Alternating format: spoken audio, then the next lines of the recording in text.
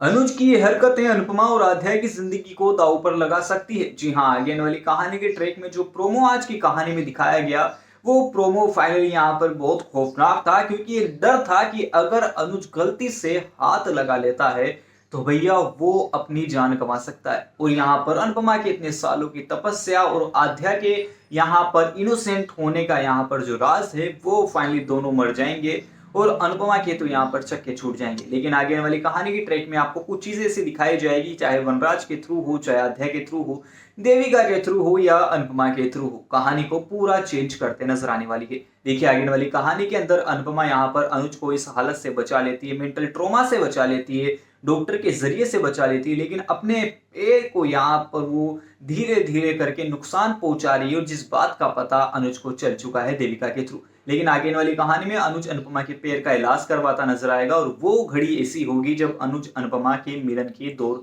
शुरू कर देंगे मेकर्स लोग। लेकिन उसके पहले देविका का सबसे बड़ा मिशन ये है कि वो आध्या का कैसे भी करके पता चलाए। आध्या उसी हॉस्टल में है, उसी जगह पर है जहां वो पहले थी, लेकिन भैया उसका कोई पता नहीं कर रहा है, ना ही उस हॉस्टल में कोई इंसान जाता नजर आ रहा है, ना ही अनुज गया। अंकुश और वर्षा को तो छोड़ ही दो, ना ही देविका जा रही है। लेकिन अनुपमा को एक रात में ऐसा लगेगा कि क्यों ना उसी हॉस्टल में देखा जाए जिस हॉस्टल में जाने की जिद है, जिस हॉस्टल में यहाँ पर आद्या थी। लेकिन यहाँ पर जैसे ही वो जाएगी देविका, यहाँ पर आद्या उसी जगह पर मिलेगी विद फ्रेंड्स के। उसके फ्रेंड्स की मदद से यहाँ पर आद्या का पता चलता है, आद्या यहाँ पर मिलती है। लेकिन आद्या भैया बड़ा बखेड़ा खड़ा कर देती है, क्योंकि वो जाने के लिए तैयार नहीं है, ना ही वो उसके पॉप से मिलना चाहती। और माँ अनुपमा का तो भैया पल्ला छोड़ ही दो, क्योंकि वो तो उससे सख्त नफरत करती है।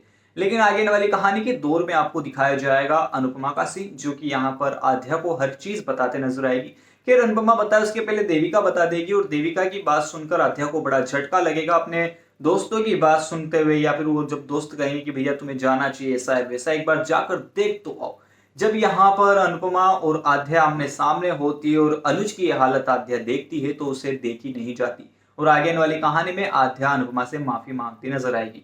आध्या को सामने देखकर अनुज पागल हो जाता है और आध्या को गले लगा लेता है। आध्या को जैसे ही गले लगाएगा, फूट फूट कर रोने लगता है, और वो रोना उसका मेंटल ट्रॉमा से बाहर निकलने वाला होता है। कि मेकर्स लोग अध्याय की मिलने के एक या दो एपिसोड बाद ही अनुज को मेंटल ट्रॉमा से बाहर निकाल देंगे। वही लंबे बाल यहाँ पर छोटे बाल में बदल जाएंगे, दाढ़ी बिल्कुल साफ हो चुकी होगी, और अनुज कपाड़िया जो एक भिखारी का कैरेक्टर करता नजर आ रहा था, एकदम लुक उसकी तरह लग रहा था, वो अनुज कपाड़िया वो एक glamorous and rich look classy वाला रोल में वापस आने वाला है। जहां पर अनुपमा के पैर का इलाज तो करवाएगा ही सही, वनराज की हेकड़ी भी उतारेगा, और टिम्पी को यहाँ पर सलाह भी देता नजर आएगा। लेकिन डिम्पी जो उसकी बेटी हुआ करती थी, अब वो यहाँ पर उन सबसे बाहर निकल चुका है, क्योंकि जिस हालत में वो था उस हालत में अनुपमा और आशा भुवन के लोगों के अलावा यहाँ पर शाह परिवार की मीनू को और किंजल को छोड़कर किसी ने भी उसका साथ नहीं दिया।